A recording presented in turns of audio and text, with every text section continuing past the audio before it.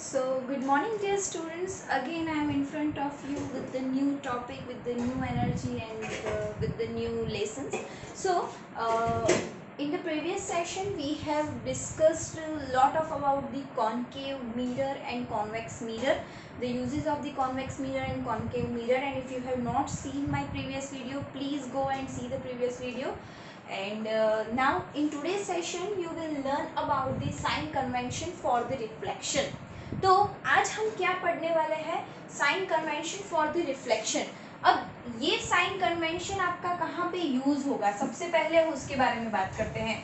तो जब भी आप न्यूमेरिकल्स सॉल्व करेंगे उसके अंदर ये साइन कन्वेंशन यूज होता है.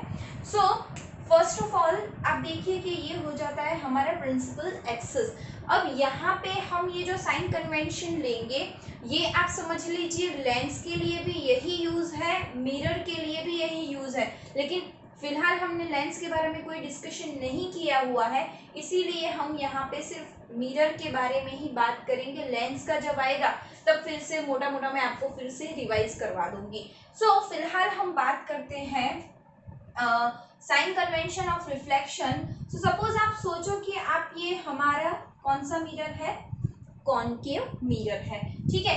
अब ये जो एक्सिस है अगर आप इसको सोचो, फॉर एग्जांपल ये मैंने यहाँ पे बना दिया, ये आप सोचो तो ये आपकी ग्राफ की एक्सिस की तरह लगता है, ठीक है. ग्राफ अगर आप देखो तो ये एक्स एक्सिस और ये वाई एक्सिस, ये इस साइड आप देखो सारे क्या आते हैं, ये पॉजिटिव नंबर्स आते हैं.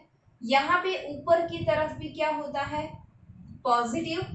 इस साइड क्या होता है, नेगेटिव होता है, और यहाँ नीचे भी क्या होता है, नेगेटिव होता है, ठीक है. तो ये सारी चीजें आप ग्राफ के अंदर पढ़े हुए हो, वही सेम चीज आपको यहाँ पे भी अप्लाई करनी है, ठीक है. अब देखो कि अगर हम ये बात जानते हैं कि हमें सबसे पहले हमारा ऑब्जेक्ट, चाहे वो आपका कॉनकेव मिरर हो या कॉन्वेक्स मिरर हो, चाहे आप लेंस भी लो, तो आपको अपना ऑब्जेक्ट यहाँ पे पुट करना है लेफ्ट हैंड साइड पे. कहाँ पे, object always put left hand side to the mirror. हमें कहाँ पे रखना है, ऑब्जेक्ट को हमेशा यहाँ पे रखना है. जैसे कि ऑब्जेक्ट का नाम है हमारा ए बी, ठीक है. अब ये ऑब्जेक्ट जो है आपने देखा कि इस साइड पे है, तो ऑब्जेक्ट यानी कि हम ऑब्जेक्ट का यहाँ से जो भी हम डिस्टेंस वगैरह जो भी मेजर करेंगे, जो सेंटर से करेंगे, यहाँ से यहाँ तक का, यहाँ से यहाँ तक का, तो हमें यहाँ पे दो तीन टर्म्स पढ़ने हैं. जैसे कि सबसे पहले है यू. यू क्या है यहाँ पे, तो you is the distance of the object. You क्या है यहाँ पे, distance of the object. u is the distance of object. कहां से, यहां सेंटर से उसका डिस्टेंस. अब इस डायरेक्शन में है तो u आपका हमेशा क्या होगा, नेगेटिव होगा. क्या होगा, ये आपका हमेशा ही नेगेटिव होगा. ये बात आपको याद रखनी है. क्यों, क्योंकि हम कभी भी ऑब्जेक्ट को इस साइड प्लेस नहीं करते, ऑब्जेक्ट हम कभी भी इस साइड नहीं रखते, ऑब्जेक्ट को हमेशा हम यहाँ पे लेफ्ट हैंड साइड पे ही रखते हैं, ठीक है. तो ऑब्जेक्ट हमेशा आपका कैसा होगा, नेगेटिव होगा. तो आप जब भी न्यूमेरिकल्स करने जाए तो न्यूमेरिकल्स में आपको ये बात याद रखनी है कि ऑब्जेक्ट डिस्टेंस जो दिया है वो हमेशा आपको क्या लेना है, नेगेटिव लेना है, ठीक है. उसके बाद ये देखिए ऑब्जेक्ट है उसकी हाइट उसको हम ले लेते हैं h. अब देखिए ऑब्जेक्ट हम ऐसे ही रखते हैं, कभी कभार ऑब्जेक्ट ऐसे नीचे रखा आपने देखा एक भी रे डायग्राम में, नहीं, हमने ऑब्जेक्ट को ऐसे रखा है. तो ऑब्जेक्ट की जो हाइट है वो हाइट ऊपर की तरफ है, तो ऊपर देखिए हमने क्या लिया हुआ है, पॉजिटिव लिया हुआ है. तो ऑब्जेक्ट की हाइट जो h है, तो h is equals to height of the object. क्या है ये, हाइट ऑफ ऑब्जेक्ट. तो height of object is always positive. ये आपको ये दोनों चीजें हमेशा याद रखनी है कि अगर डिस्टेंस है तो वो हमेशा नेगेटिव लेना है, और हाइट है तो वो हमेशा क्या लेनी है, पॉजिटिव लेनी है, ठीक है. तो ये बात हो गई ऑब्जेक्ट के बारे में. अब सपोज हम ऑब्जेक्ट यहाँ पे रख रहे हैं तो इमेज हमारी यहाँ पे फॉर्म हो रही है, ठीक है. अब इमेज यहाँ पे भी फॉर्म हो सकती है, यहाँ पे भी फॉर्म हो सकती है. वो डिपेंड करता है कि हमने अपना ऑब्जेक्ट कहाँ पे रखा हुआ है, ठीक है। तो जैसे ही हम अपना ऑब्जेक्ट रखेंगे उस हिसाब से वो डिपेंड करेगा कि आपकी ऑब्जेक्ट इमेज कैसी होगी। Okay, clear. प्लस या माइनस वो हम बाद में डिसाइड करते हैं, लेकिन यहाँ पे v जो होगा वो v क्या है, distance of image, distance of image, ठीक है। अब यहाँ पे ए बी, सपोज आपकी इमेज यहाँ पे फॉर्म हुई, सपोज आपकी image A dash B dash यहाँ पे फॉर्म हो रही है, तो उस केस में इसकी जो हाइट होगी वो हाइट हो जाएगी एच डैश, ये क्या हो जाएगी एच डैश। तो H dash is the height of क्या होगा इमेज। अब एच डैश भी क्या पॉजिटिव है या नेगेटिव है, ये भी कैसे डिपेंड करेगा कि आपका ऑब्जेक्ट कौन सी पोजीशन पे है, आपने ऑब्जेक्ट कहाँ पे रखा है, उस हिसाब से आपका इमेज कैसा बन रहा है। सपोज इमेज यहाँ पे बन रहा है, तो अगर ऊपर की तरफ है तो पॉजिटिव होगा, ठीक है, एच डैश भी पॉजिटिव हो जाएगा, और इमेज का जो डिस्टेंस है यहाँ से यहाँ तक का वो भी पॉजिटिव हो जाएगा। अगर आपका इमेज यहाँ पे बन रहा है, फॉर एग्जाम्पल अगर आपका इमेज यहाँ पे फॉर्म हुआ, ठीक है, ये ए डैश बी डैश, अगर आपका इमेज यहाँ पे फॉर्म हुआ तो यहाँ से यहाँ का डिस्टेंस लेंगे तो ये क्या हो जाएगा नेगेटिव हो जाएगा, और ये हाइट भी क्या हो जाएगी इसकी नेगेटिव हो जाएगी। तो ये बातें आपको ध्यान में रखनी है, बहुत सी सिंपल सी बातें हैं, ठीक है। एक और मैं आपको चीज यहाँ पे बता दूं कि अगर आप जब भी कॉनकेव एंड कॉन्वेक्स मिरर, हम यहाँ पे मिरर के बारे में बात कर रहे हैं, तो मिरर का ही हम लेंगे यहाँ पे।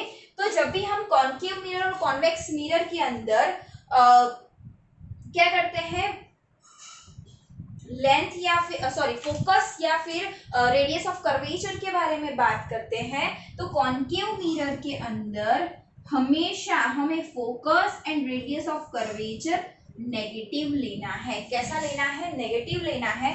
और कॉन्वेक्स मिरर के अंदर आपको focus and radius of curvature कैसा लेना है, पॉजिटिव। अब आपको क्वेश्चन ये होगा कि मैम ऐसा क्यों, क्योंकि हम कॉनकेव मिरर में हम देखते हैं कि हमारा फोकस और रेडियस ऑफ कर्वेचर कहाँ पे आता है। देखिए कि ये हमारा कॉनकेव मिरर हमने बनाया हुआ है,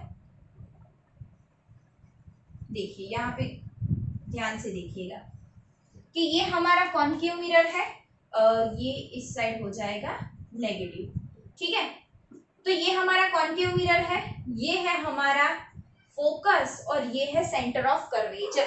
अब याद करो कि इन दोनों के बीच का, इसको हमने पोल ले लिया था सेंटर को, तो इन दोनों के बीच का जो डिस्टेंस था उसको हमने क्या लिया था, रेडियस ऑफ कर्वेचर लिया था। क्या लिया था, रेडियस ऑफ कर्वेचर। और इन दोनों के बीच का यहाँ पे जो डिस्टेंस था वो था हमारा फोकल लेंथ। क्या था ये, फोकल लेंथ। तो अब देखो ये हमेशा यहाँ से इस तरफ जा रहा है और ये भी यहाँ से इस तरफ जा रहा है, तो ये कौन सा मिरर है, कॉनकेव मिरर है। तो कॉनकेव मिरर के अंदर हम सेंटर ऑफ कर्वेचर और फोकस यहाँ पे होगा, इसी वजह से radius of curvature and focal length दोनों क्या होगी, इस तरफ आएगी, इसलिए वो नेगेटिव हो जाएगा।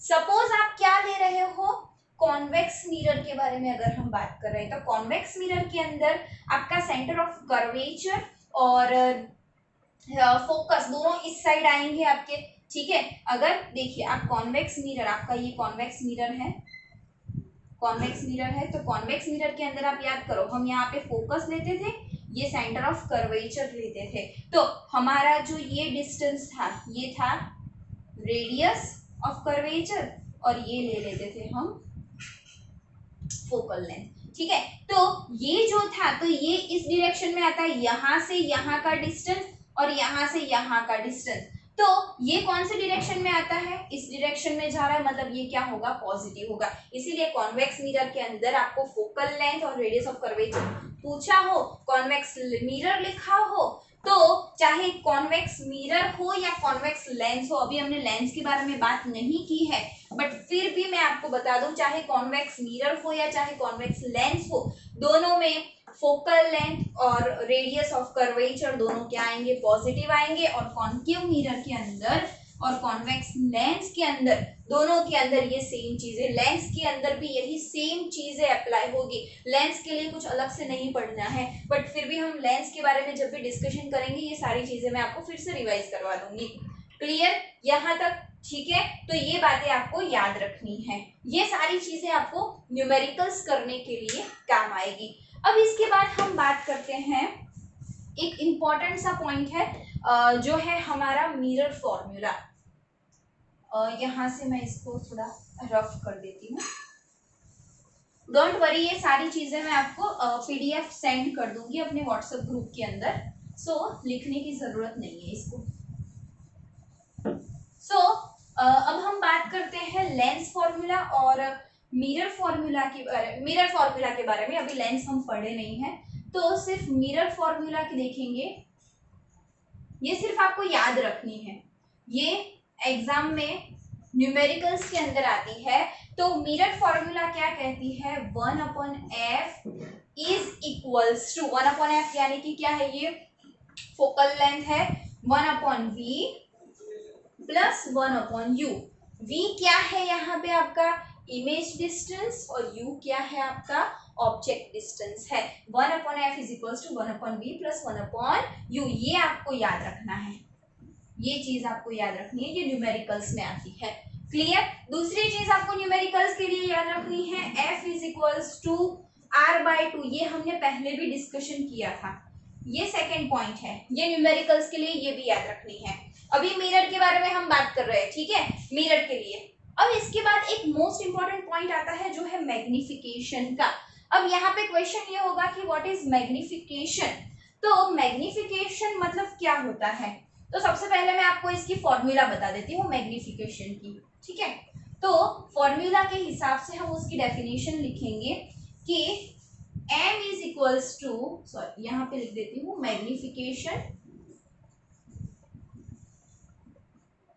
ये सारे टर्म्स आपको सिर्फ यहाँ पे आपको क्या कहते हैं कि न्यूमेरिकल्स के अंदर काम आते हैं, कभी कभार 1 मार्क के अंदर भी ये पूछे जा सकते हैं, जनरली ये न्यूमेरिकल्स के लिए काम आते हैं। तो m is equals to h dash upon h dash is equals to what, ये क्या है, किसकी हाइट है, इमेज हाइट, और ये क्या है, ऑब्जेक्ट हाइट। तो मैग्निफिकेशन पूछा जाए तो magnification is equals to h dash upon h image height divided by object height, ठीक है। तो मैग्निफिकेशन क्या है, तो मैग्निफिकेशन की अगर हमें डेफिनेशन देखी जाए तो it is the ratio of the size of the image and to the size of the object. ये क्या है, इमेज की साइज का ऑब्जेक्ट की साइज के साथ रेशियो है। तो मैं इसकी यहाँ पे लिख देती हूँ, it is the ratio of size of image to the image से, और टू द इमेज से किसके साथ, to the size of object, to the size of object. तो ये हो जाएगा आपका magnification, m is equals to h dash upon h। अगर सपोज कई बार आपके न्यूमेरिकल्स के अंदर हाइट ऑफ इमेज और हाइट ऑफ ऑब्जेक्ट नहीं दिया गया होता, तो आपको क्या करना है, यहाँ पे कभी कभार आपको इसकी जगह पे इमेज डिस्टेंस और यहाँ पे ऑब्जेक्ट डिस्टेंस दिया गया होता है, तो उसके हिसाब से अगर आपको फाइंड करना है तो मैग्निफिकेशन के लिए दूसरा भी फॉर्मूला है -v/u। क्या लिख सकते हैं आप यहाँ पे, -v/u मिरर के लिए। ये किसके लिए है, मिरर के लिए फिलहाल हम बात कर रहे हैं। अगर लेंस के लिए होता तो +v/u हो जाता, लेकिन वो हम बाद में later on we will discuss over that. तो -v/u that is for the mirror. तो मिरर के लिए अगर मैग्निफिकेशन ये पूछा जाए तो आप क्या लिखोगे, -v/u। v क्या है आपका, v क्या है आपका, यहाँ पे याद करो, ठीक है। v क्या है आपका ऑब्जेक्ट डिस्टेंस, और u क्या है आपका इमेज डिस्टेंस है आपका, ठीक है। तो इसके बाद हम बात करते हैं कि फॉर एग्जाम्पल अगर आपको पूछा जाए कि एग्जाम्पल पूछ लेती हूँ मैं आपको कि अगर आपकी इमेज की हाइट, ये इमेज डिस्टेंस और ऑब्जेक्ट डिस्टेंस आपको ऐसा लिया गया हो कि सपोज आपकी इमेज की हाइट है, ठीक है, तो वो दी गई है आपको 6 और आपकी ऑब्जेक्ट की जो हाइट है वो दी गई है 2, तो आप 6/2 कर दोगे तो ये हो जाएगा 3। तो मैग्निफिकेशन क्या आ गया आपका 3 आ गया। मैग्निफिकेशन क्या आ गया 3। अगर आपकी ये इमेज की हाइट आपको कितनी दी गई है 6 सेंटीमीटर और ये सपोज आपको 2 सेंटीमीटर दी गई है, तो आपका जो मैग्निफिकेशन होगा वो कितना आ जाएगा 3 आ जाएगा। तो मैग्निफिकेशन अगर 3 आ गया तो ये क्या दिखाता है कि ये जो आपकी इमेज है वो ऑब्जेक्ट की कंपेयर में कितनी है 3 गुना है। कितनी है आपकी इमेज जो है वो ऑब्जेक्ट की कंपेयर में कितनी है 3 गुना है। ओके, सो ये मैग्निफिकेशन क्या देता है हमें, तो magnification gives the idea of by what other the image will be, image कितनी होगी ऑब्जेक्ट की कंपैरिजन में, ठीक है, इमेज की साइज क्या होगी ऑब्जेक्ट की कंपैरिजन में। फॉर एग्जांपल अगर आपकी इमेज की हाइट है सपोज 4 और ऑब्जेक्ट हाइट है 2, तो मैग्निफिकेशन क्या होगा 2 होगा। मैग्निफिकेशन क्या होगा यहाँ पे 2 होगा। तो हम ये कह सकते हैं कि आपकी इमेज है वो ऑब्जेक्ट से कितनी है ट्वाइस है, ठीक है, इमेज क्या है आपकी ऑब्जेक्ट से ट्वाइस है। अब एक दूसरा क्वेश्चन है इसी के अंदर कि मैग्निफिकेशन वैल्यू क्या इंडिकेट्स करती है, what does magnification values indicates, ठीक है, तो उसके बारे में बात हम करते हैं।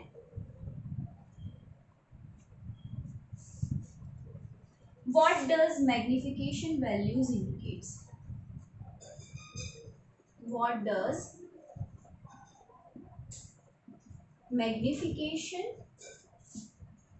value indicate?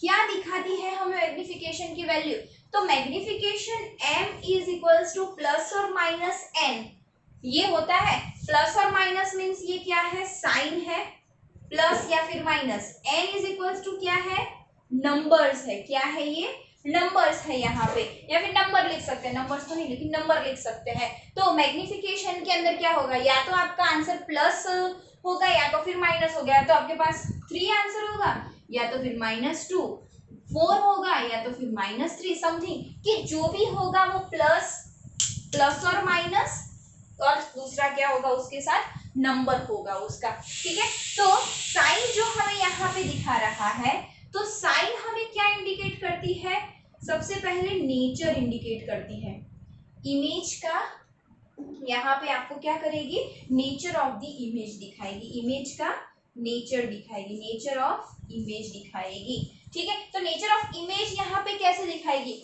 अगर साइन आपकी नेगेटिव है, अगर आपकी साइन नेगेटिव है, फॉर एग्जांपल आपका मैग्निफिकेशन आया -2, तो -2 आपको क्या इंडिकेट करता है, तो अगर आपकी इमेज माइनस शो कर रही है तो वो होगी इन्वर्टेड, कैसी होगी इन्वर्टेड, और आपको पता है कि अगर इन्वर्टेड है तो आपको पता है कि ये पूरा ग्रुप है रियल एंड इन्वर्टेड, ये दोनों साथ में ही रहते हैं, कभी भी जुदा नहीं होते, है ना, रियल एंड इन्वर्टेड।